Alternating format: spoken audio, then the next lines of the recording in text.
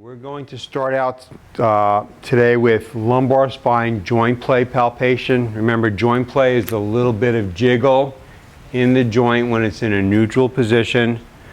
Joint play is clinically important because normal joint play is necessary for full, pain-free physiological range of motion. If you don't have normal joint play, you're not going to have that full physiologic range of motion. It can affect length-tension relationships. It can affect force coupling. That can lead to irritation of joints and soft tissues, and ultimately causes a lot of the presentations that we see with our patients. So first joint play we'll palpate is P to A joint play, and we're going to use our thumbs right over the facet joints and lumbar spine, and use your body weight. Once your thumbs are in place, use your body weight to spring in a posterior and anterior direction over those facet joints. Doing okay? Okay. If your thumbs bend backwards too much or hypermobile, you can use your thenars for this as well. You'll cover more than one segment at the same time. However, you'll still get a sense of that joint play using your thenars to perform this palpation. Alternatively, we can use a thumb and bent index. Works very nicely, reinforcing the thumb and bent index with the other hand. Just rolling in right over lumbosacral, and again using your body weight. I'm going to lean back a little bit so perhaps the camera can see that better, and just springing up in this P to A direction for P to A lumbar joint play prone. Next we're going to do counter-rotational joint play. Place your thumbs on adjacent spinuses, but direct the pressure towards the base of the spinous. Don't push directly across the spinous process. And again, use your body weight to lean in and then reverse directions for this counter-rotational joint play. Move up to the next level, and then reverse the direction of the thumbs, and again move up to the next level, and so on. So this would be counter-rotational joint play. You also can palpate for lateral glide by having the patient bend their knee and just relax it. Try and keep their thigh flat on the table. You can use your thigh to help guide the leg out. Make a contact with your thumb or your hypothenar or your digits along the spinous process, and then bring the thigh outward till the pelvis starts to tilt and you can feel the spinous start to glide.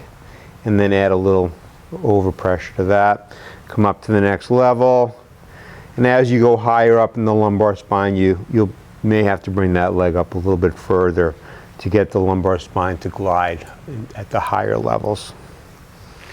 Try and keep the thigh parallel to the table surface.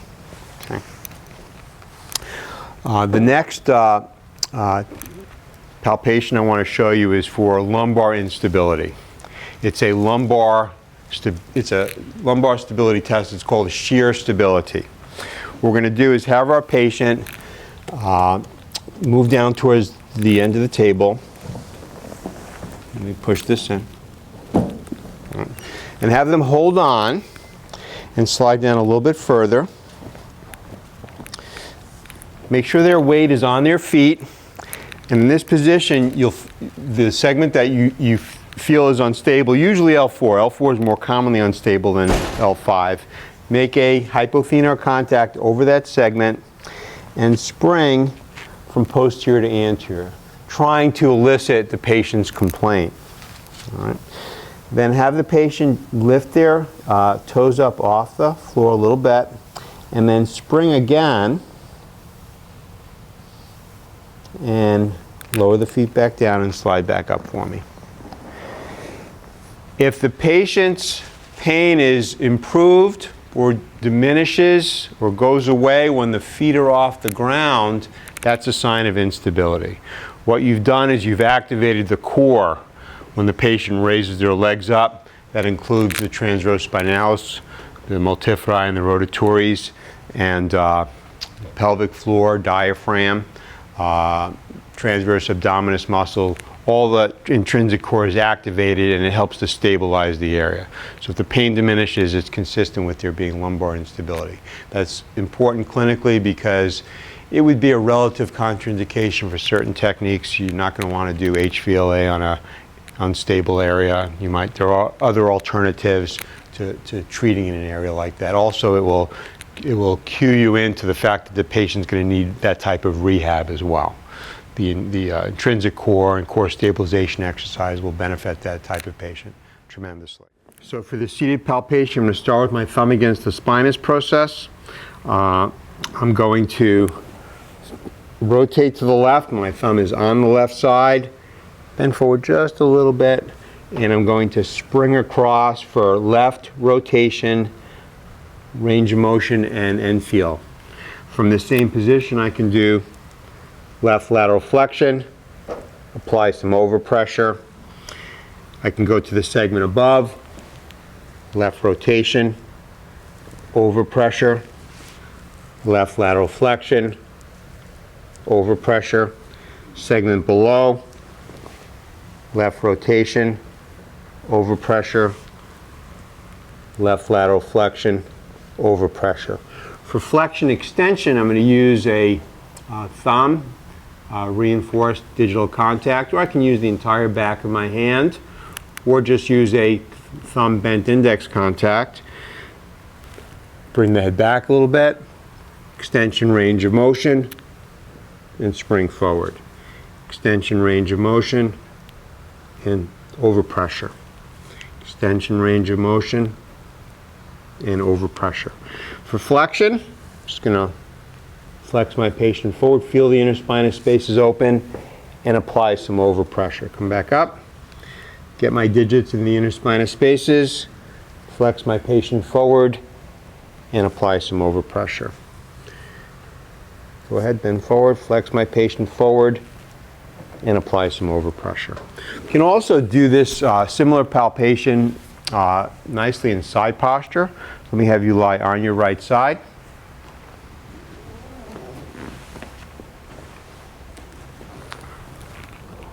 And basic side posture position. Turn your face up a little bit. There you go.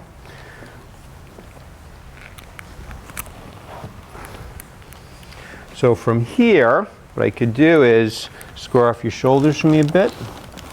Okay, just turn your head up towards this feeling. Just palpate those inner spinous spaces. Use the lower extremity, the knee, to create flexion, and then extension. Feel the inner spinous spaces open. Feel them close down. Move up to another level. Feel them open, and feel them close down. Come up again. Feel them open, and feel them close down when you apply extension.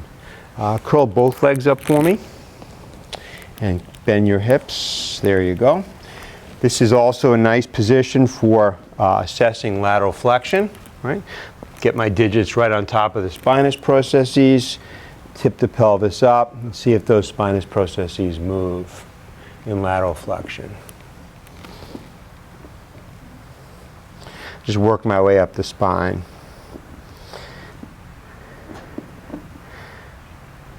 And that's a nice alternative for palpating that lumbar spine lateral flexion glide and play.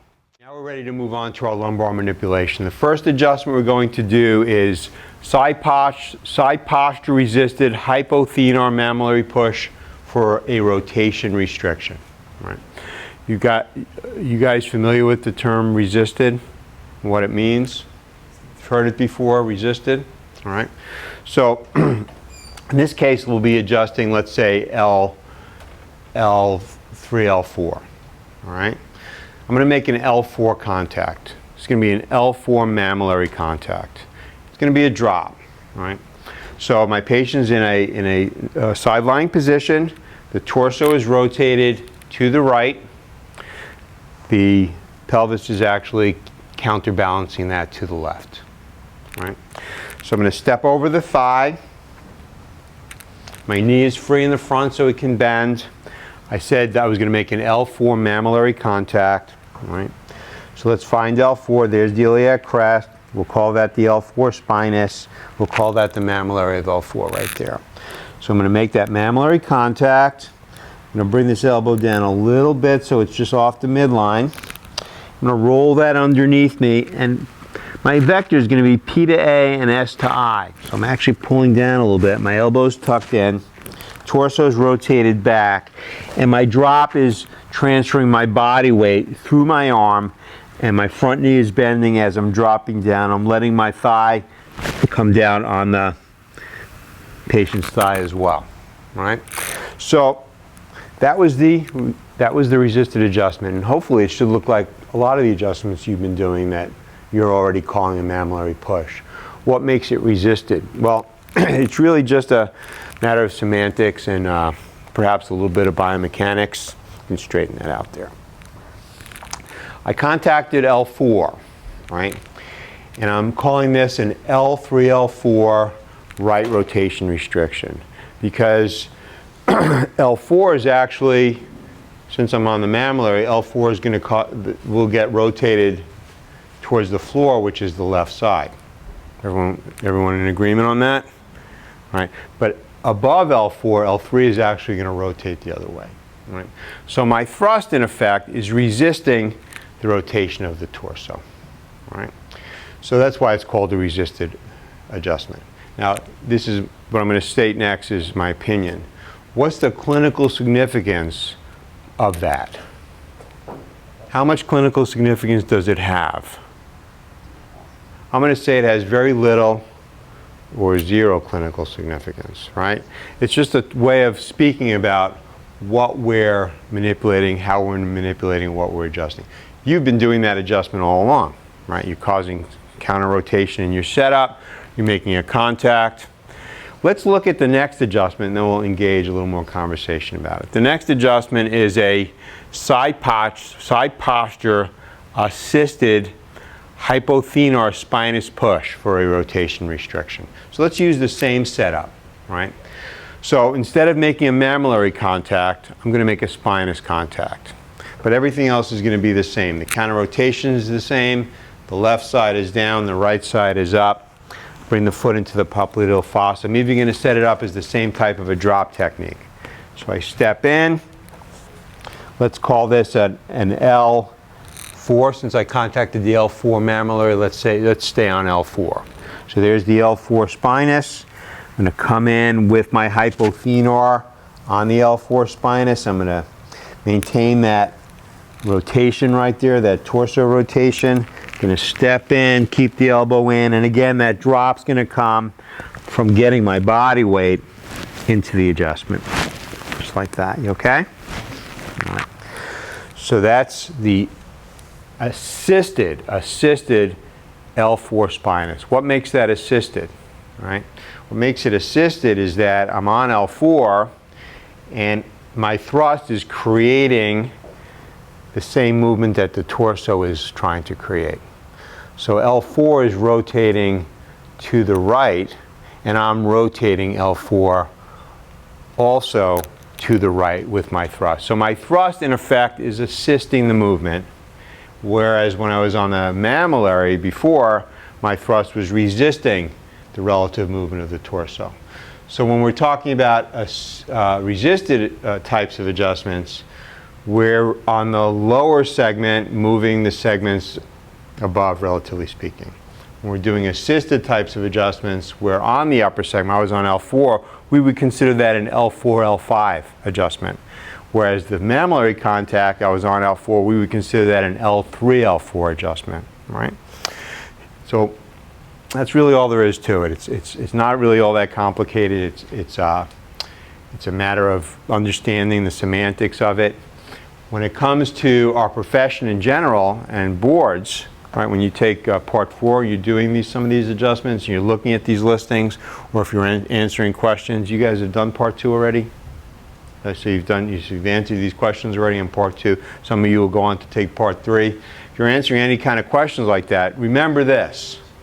There are no resisted types of questions or setups on any of the boards, right?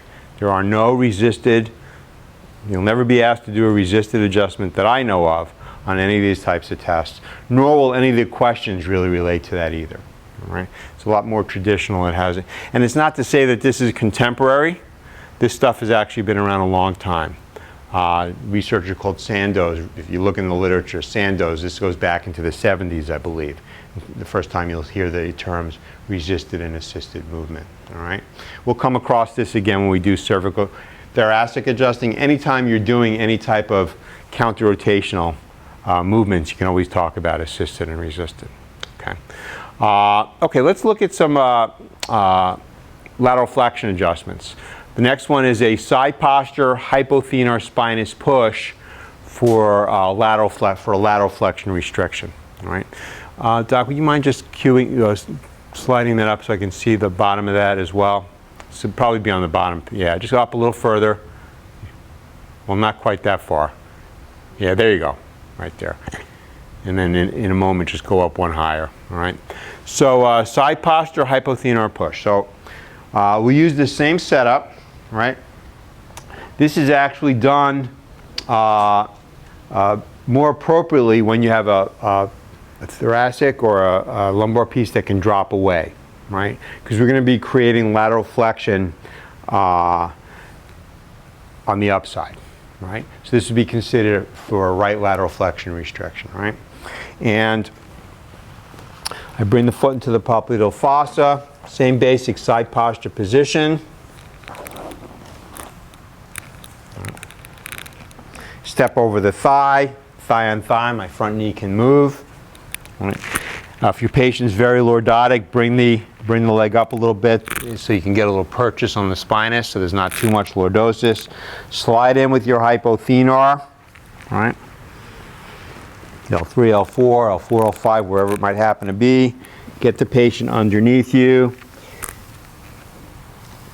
Bring the patient into a little bit of a lateral flexion load. I like to maintain some rotation in there.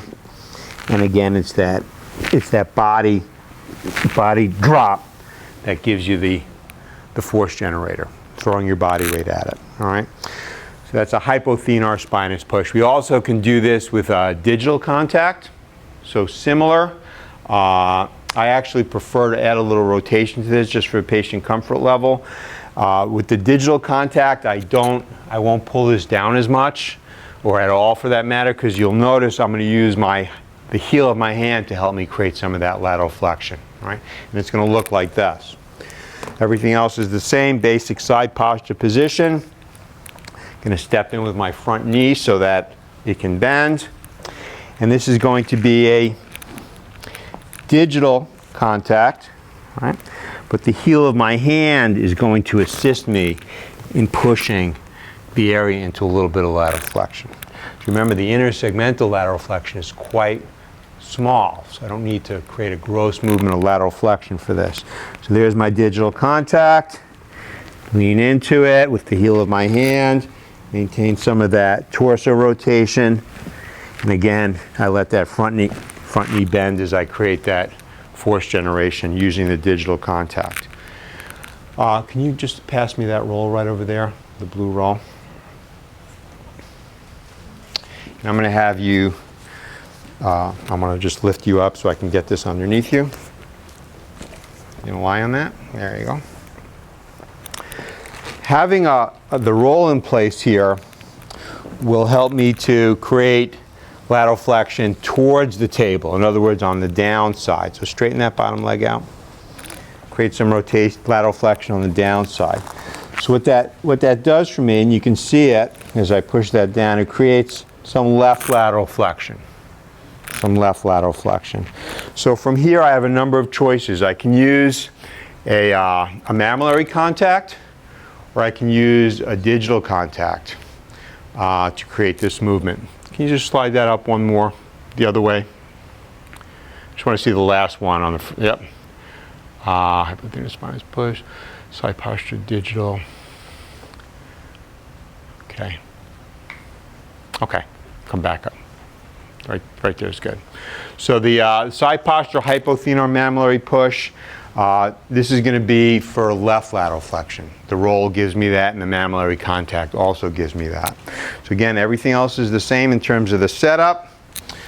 Let me have this arm. There you go. Bring this down a little bit. Contact the mammillary on the upside. The vector is going to be I to S and P to A. So it's like I'm almost lifting that segment up, right, into left lateral flexion. Thigh on thigh, elbows in, and my force generation comes from me throwing my body weight at that. Okay, and I want to make sure that that leg bends in the front.